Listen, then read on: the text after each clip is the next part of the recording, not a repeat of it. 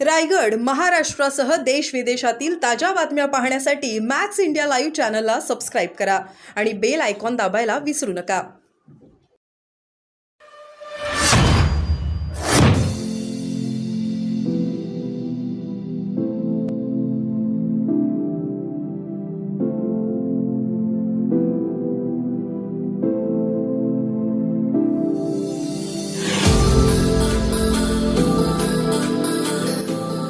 ते आता शासनाने जाहीर करावं. काल त्यांनी सांगितलं होतं कोणी शिफारस केली, काय केले, काय नाही केलं आहे. मी जे आरोप केलेले आहे त्या आरोपामध्ये स्पष्ट शब्दात सांगितलेलं आहे की या सर्व गोष्टीच्या पाठीमागे एकाच व्यक्तीला 3-3 वेळा त्या ठिकाणी दोषी ठरवल्यानंतर त्याला परत तिथं पदभार देण्याच्या बाबतीमध्ये विशिष्ट हेतू काय आहे, त्याच्यामध्ये कोण जबाबदार आहे. मी सांगतो त्यामध्ये सातारचे एक आमदार पण आहे आणि मंत्री जबाबदार आहेत. मी पुराव्यानिशी दाखवून देईल परत पुढे. आणि या बाबतीमध्ये मग या सर्व भ्रष्टाचाराचं एक रॅकेट आहे जे गरिबांच्या असलेल्या हॉस्पिटलमध्ये ज्याच्या पद्धतीने केलं जातं. त्यामुळे यांचं धाडस वाढलं. त्यामुळे यांना वाटलं की आपण काही केलं तरी चालतंय, आपल्या पाठीमागं कोणतरी पाठीशी घालणारा आहे. म्हणून या संदर्भामध्ये जनतेला ही माहिती मिळावी आणि हे करतील का मला शंका आहे. कारण अधिवेशनामध्ये दिलेल्या शब्दाप्रमाणे कारवाई होत नसेल तर हे वेळ काढूपणा आणि फारसा असं माझं मत आहे. आणि या बाबतीमध्ये जर प्रामाणिकपणा असेल तर याची चौकशी करून त्यांच्यावर कारवाई केलेली आहे. आता परत निलंबित करतील, परत 2 महिन्यांनी बघितलं परत ते ससूनमध्ये पाहायला मिळतील. म्हणजे विशेष काही नसणार आहे. तोपर्यंत हे वातावरण शांत होईल, माणसं मेली आणि तरी त्याचे हे अनेक गंभीर आहे. जर अशा प्रकारचे तिथे पाठीशी घालून वेगवेगळ्या प्रकारचा भ्रष्टाचाराचे अनेक नमुने आहेत, अनेक उदाहरणं आहेत. ससूनमध्ये जर गेलं तर कोणाकोणाला मुदतवाढ देऊन त्या ठिकाणी रुग्ण म्हणून ठेवलं जातं. औषधाच्या बाबतीमध्ये तक्रारी आहेत. असे अनेक प्रकार आहेत की त्या प्रकारामध्ये पैसे घेतल्याशिवाय काम होत नाही. माणसं मरत आहेत. माणसं मरण्याचा आकडा वाढलेला आहे.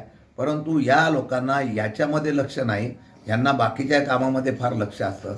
मला कळत नाही की एकदा सांगितलं की ते नव्हते, घरून आले आणि रात्री 1:30-2 वाजता रिपोर्ट तयार करत असतील. मग कोणाच्या सांगण्यावरून झाला असेल त्याला मग हे जबाबदार असते. हे जर पहिलेच निलंबित झाले असते, पहिलेच बडतर्फ झाले असते तर हा प्रकार झालाच नसताना, शिस्त लागली असती.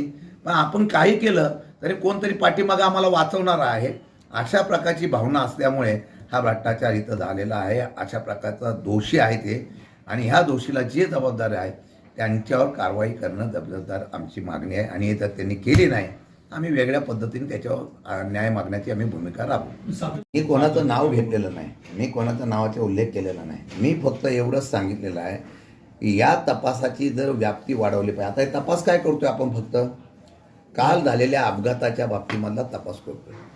आमचं म्हणणं आहे त्या पूर्वीच्या झालेल्या सगळ्या घटनेचा तपास करावा. यापूर्वी झालेल्या सगळ्या घटनेचा तपास करावा. आरोपी तेच आहेत पण ते गेल्या वर्षभरापासून अशा प्रकारचं काम करतायत. मग त्याची चौकशी करून त्याच्यावर कारवाई करण्याच्या संदर्भातला सगळा तपास करावा. आता येणार ते फक्त काय करणार, काल झालेल्या घटनेची फक्त चौकशी करणार. काल झालेल्या घटनेची चौकशी केली तर त्याचा रिपोर्ट सादर होईल, निलंबित होतील. पण ही लोक परत तिथे बसली का? ती जर बसली नसती तर असा तो ही घटना घडली नसती ना. ती यांना निलंबित करून बाजूला ठेवलं होतं आणि मंत्रीच सांगतायत, आम्ही नाही सांगत, मंत्री सांगतायत की त्यांना आम्ही बाजूला केलं होतं, ते रजेवर होते तरी सुद्धा ते आले. म्हणजे आवजाव घर तुम्हाला त्यांना भीतीच वाटत नाही. आमच्या मागं सरकार आहे त्यामुळे आम्ही आलो, काय नमुना बदलून दिला, काय केलं काय तरी चालतंय. हा गांभीर्याचा विषय आहे. आम्ही ज्यावेळेला विषय मांडला होता त्याच वेळेला जर कारवाया झाल्या असत्या तर सुदैवाने हा विषय आला नसता आणि या घटना घडताना कोणी तेवढं धाडस केलं नसतं. आणि हे ससूनलाच का होत आहे?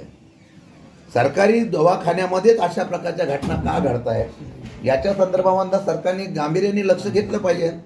आता हे अपघातामध्ये 2 व्यक्ती, एक मुलगा आणि मुलगी यांचं मृत्यू झाल्यानंतर त्याचा विषय जनतेने उद्रेक झाल्यानंतर तो विषय घेतला गेला.